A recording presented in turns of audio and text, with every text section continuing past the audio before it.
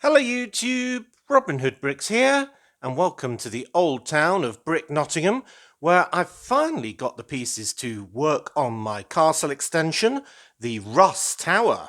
Yes. Now, it's long been in the plan to extend Brick Nottingham Castle, perched as it is majestically on top of Castle Rock, and that's with two main agendas really. One is to improve the skyline kind of potential of it by having even more turrets, making it look really interesting and very busy indeed. And the second is to give it the impression that it's a bit bigger than its current footprint, which is relatively oblong and straightforward at this stage. Now, that was deliberate when I did this because, I mean, building these castles back in the day cost an absolute fortune. Well, they aren't as big as you might imagine from all of the stories and Hollywood and so on. But I do agree that having a bit of a facade on one side, on that back wall, just gives the impression that it's maybe a bit more interesting just in this sort of box shape. So we've got a lot of interesting features already, including a dungeon right down here with a ghost in it, this interesting sort of window setup, a wizard's tower there on the back. Inside on the back wall with that chimney is the blacksmith, next to him a juggling jester. We've got a stable underneath this tower, which is kind of a watchtower, very good for seeing all the baddies approaching. We've got the king and queen on the battlements there, a lovely armoury, and my favourite, the great big gatehouse with the portcullis and drawbridge all working, of course, all the flags and pennants and the rest of it. So yeah, love all of that. So yeah, we've done quite a lot already, but there is a section on that back wall right in the middle, just with some steps to get up to the battlements at the moment, which we've also got on the near side, so that's kind of covered.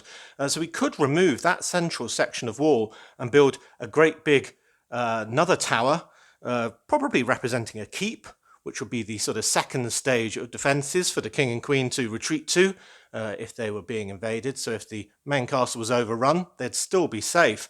So that is what I'm going to do today. And the reason why it's called the Russ Tower is just because Russ generously sent me a lot of parts to kind of spur me into action.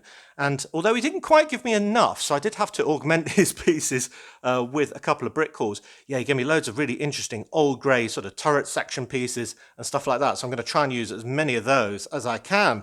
So yeah, cool. Let's get started with a bit of a strip down of that back wall. All right, so I've stripped that down, taking out pretty much everything in between the armory and the blacksmith.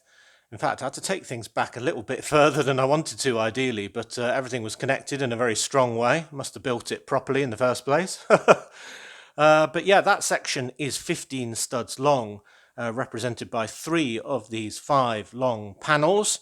So effectively, that is the room we've got to work with, at least on the ground floor. We can get a bit wider above the battlements. So I'll probably be flipping a couple of those around or still using them the way they are as kind of continuations of the wall into my tower, and then we'll have a gap in the middle for some sort of doorway. Clearly it's going to be more of a sort of people-sized gate rather than loads of horses and so on. But yeah, I think that'll be all right. And then above the surface of this sort of battlements, well, we can go anywhere really. The sky is the limit. So yeah, let's go down to the building desk and see what we can piece together.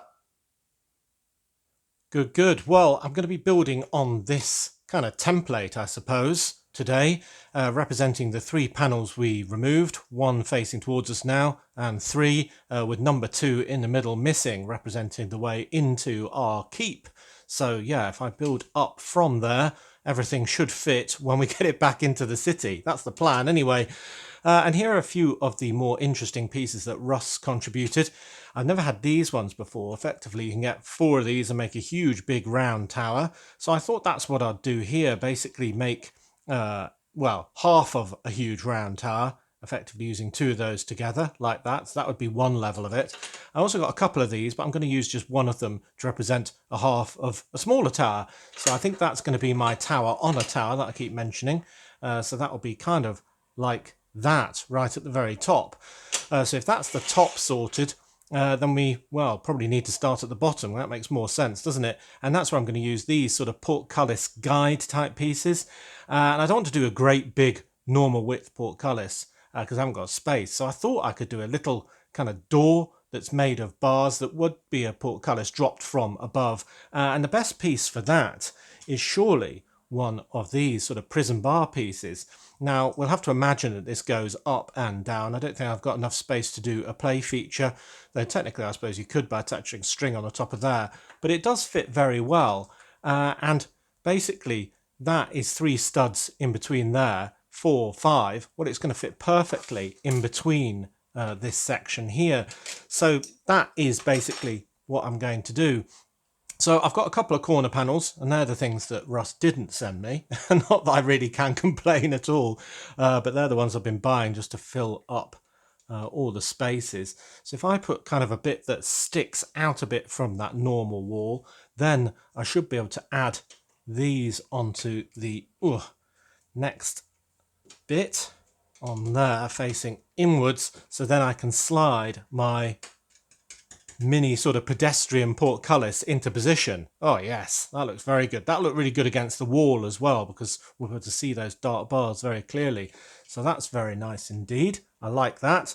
And then we can add a bit of decor just in keeping with the other surroundings of the area with these sort of circular pieces as well, which are harder to find on brick walls as well. But anyway, there we go.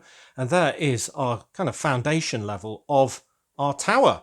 Very nice. So then we need a bit of kind of flooring or a continuing of the battlements. Now what I've done here is I've used all sorts of wedge plates to make a really interesting profile, and I had loads of these for the deep sea cabinet. So I've got 2 of these just so there's area to kind of walk around the front of this tower and continue on your sentry duty, and the gap that kind of was made that needed filling in was one like that. So essentially I should be able to put that completely onto here. If I've got it right. No, I haven't. Yep, very slight change needed on the underside so it fits with the bricks underneath, but essentially I can do it in 2 sections instead. There we go, problem solved. So there is our base for the next level of the tower. So yeah, that looks really nice actually, quite an interesting shape, and I did think it was important that somebody on the battlements could walk round the front of this and continue on their merry way. So there is our bottom level of the tower. So the next level is, well, even less surprising, I suppose. It's just a continuation of that up, but we've got the really interesting window sort of profile there. And this is where I'm going to actually overhang the back of the layer below by 1 stud. And that's because essentially the wall that's already there is kind of not touching the wall of the Lego room. It's actually 1 stud shy, which made it look quite good, sort of silhouetted against that backdrop, but this one is going to have to continue. So I figure with the battlements kind of here where my finger is, you're not going to be able to see that join that is kind of this overhang here, but it is important that this tower goes right up against that wall, of course. So that is why that is slightly different on the back. Then the next level is exactly the same, except now we're bringing it in, or out rather, even more with these inverted slopes in black that marry up with the rest of our castle build. And this time I've got the other decorated panel piece, the one with the sort of blotchy stones on. So that is really nice indeed. And then this will need to come out even further for the overhang required for the battlements. Now I'm just going to push this to one side because this is where I'm going to start adding these really big plates here. And essentially I don't want to do that on top of the tower because they really need pushing down. Something very strong indeed. Oh golly, you see how tough that is. There we go. So there's one and there's the other one on there. And they're kind of a cheat. I remember when Castle was going through this transition actually from very, very small pieces, 1x1s and 1x2s and so on, to all these large battlement panel pieces. And I kind of thought at the time it was a bit of a cheat. Of course, we've gone a long, long way from there now with all sorts of huge single piece pieces for boats and planes and all sorts of stuff. And to be honest, I think we're better off for it. But I definitely remember back in the day thinking that these pieces that were this big were a bit of a swizz. But anyway, yeah, that looks really great, doesn't it? So we can put that on the top of here. And wow, we're already out of camera shot for height. So I'm going to readjust my camera and then we can put on the crowning glory on the very top of that. Hey, now you're talking. Look at that. That looks really quite chunky and defensive, if you ask me. I'd feel very safe if I was a king hiding in there, hiding while all my men were, well, giving their lives to save mine. Yeah, it wasn't a very fair system, was it? Anyway, yeah, that looks great. And I guess we could extend this in the future if we wanted to and make it into a real Rapunzel tower. We just need another pair of these and one of these and a few more bricks, quite a few 1x2s, and wow, the sky's the limit really. So we'll have to see how tall this is when it's in position, but I'm liking it already. Anyway, the top needs a bit more detail, as well as the sentry, of course, and I'm going to just add a few more pieces onto here as the base of that tower on a tower. And then technically we could do a tower on a tower on a tower, but I'm not going to. But here we go. So 2 more of those just to link in with this one on the top corner here of the battlements. And this should be flush against the wall as well. Oh, like that.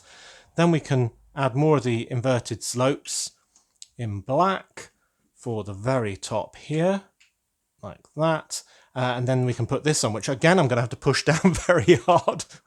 So hopefully I don't catapult my tower into millions of pieces all over the floor. I'll put these 2 on first. Got them on the last haul. So they were literally the last pieces I needed. And then that could be pushed down onto there. And dun, dun, dun. Wow, my camera's still not high enough. Hold on, let me try and wheel it up a bit. Dun, dun, dun, dun, dun. There we go. Wow. So yeah, we've got a big tower on a huge tower that's pretty tall. And I think that's going to look great against the wall. I could move that onto the other side if it doesn't look quite right there. But yeah, I like that. It's kind of overhanging a bit, isn't it? It's not really fully supported. Well, I suppose there is a brace there underneath there. But yeah, that doesn't look very safe in a way, which I kind of like. I like things that look a bit precarious and dangerous. It sort of adds to the fun of the city. So yeah, that's great. Do we want another middle section pushing the whole thing up? Well, I suppose the proof of the pudding will be putting it in a city and seeing how it looks. So yeah, this has been quite hard to gather all these parts. Quite a long whole build, even though it feels quite simple now. I piece it together so quickly, but wow, it's impressive, and that's the main thing.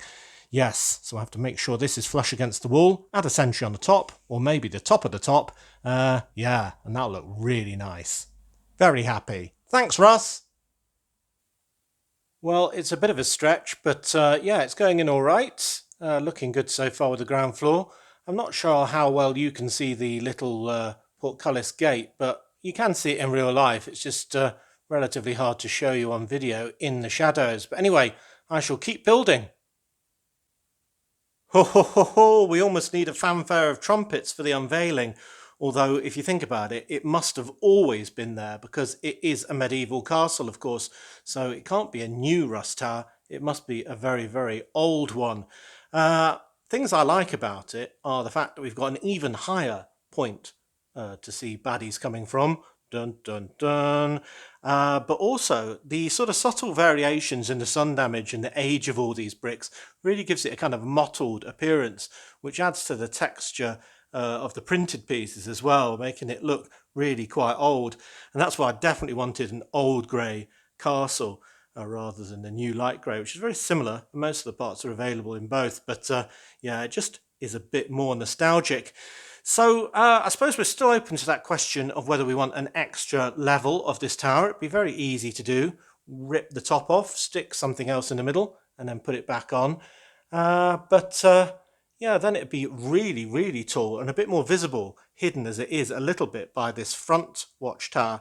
But I like the fact that you can see different perspectives from different places in the city, and it's really interesting, sort of pushed right up against the wall because it suggests that it goes on into the distance. So how big really is it? Maybe we need a backstory.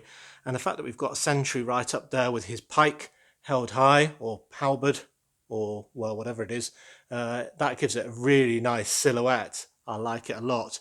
Yeah, I do think we need more banners in the red and yellow up there, actually thinking about it. Cool. Well, another facade for Brick Nottingham. another really interesting addition.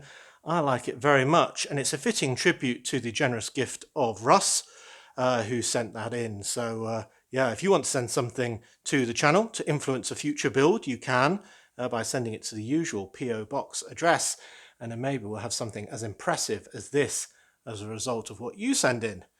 Very nice indeed. Yeah, I really can't stop looking at it. I love it. Definitely needed doing. I don't know why it took me quite so long.